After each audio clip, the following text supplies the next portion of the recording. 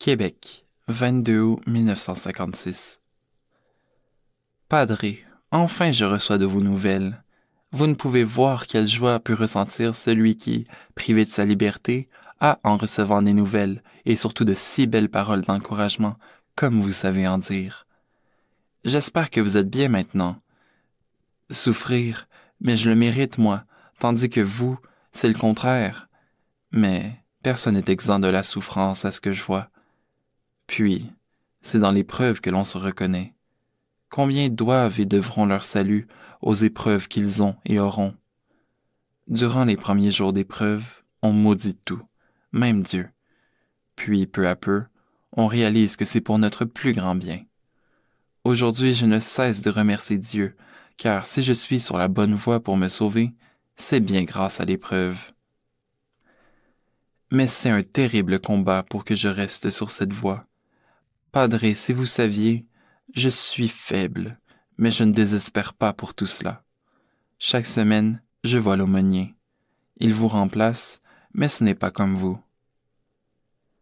Quand vous n'écrivez pas, je relis celles déjà reçues.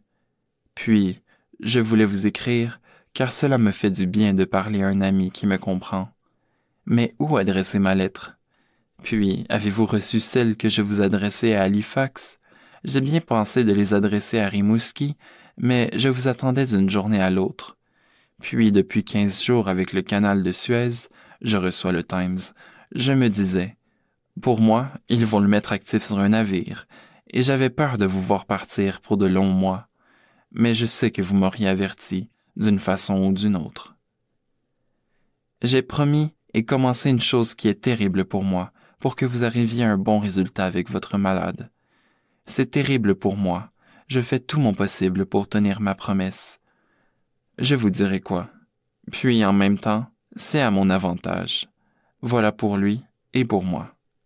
C'est un défaut que je n'ai jamais voulu corriger, car je l'aime. Mais je m'en corrigerai pour vous et votre malade, corps et esprit, et aussi pour moi. Voyez, Padre, comme je suis chanceux, même dans ma situation. Suis-je malade? Suis-je abandonné? Non, au contraire, je suis comblé. Beaucoup souffrent plus que moi. C'est ma consolation et ma source de courage. Mais cela ne me donne pas la bonté spirituelle, car je fais pitié. Padre, je ne sais si je parviendrai à être comme les autres un jour. Je ne ressens aucun attrait pour prier, aucune piété. Enfin, très indifférent. Faire bien ou mal, c'est la même chose. Chaque jour, je vais à la chapelle dire le chapelet, mais sans cela, qu'en prierai-je? Un tout petit bout au coucher et au réveil quand je ne l'oublie pas. J'ai beau lire et relire votre lettre du 20 mai où vous me faites un beau sermon sur la prière et sur sa nécessité, mais je ne puis m'entrer dans la tête que le chapelet, la messe, etc., c'est beau et utile. Pourtant, ce doit l'être. Il y a tellement de monde qui le disent, et c'est un péché grave que de manquer la messe du dimanche. Je n'ai eu aucune nouvelle des juges de la cour d'appel. Attendons. Papa fut très malade. Il passa 6 semaines à l'hôpital. Il est venu dimanche le 14 août. Tous chez mes parents sont bien.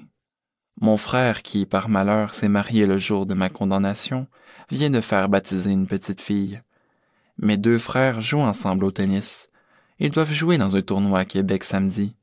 Mais quel tournoi? Là, je ne sais plus. Ils sont très bons. André est depuis 5 ans champion de la région et Mario est dans sa première année avec André. Laissez-moi vous dire qu'il est merveilleux.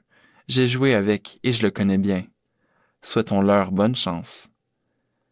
Bon succès avec votre malade, physiquement et moralement. Au revoir et à bientôt, Edmond.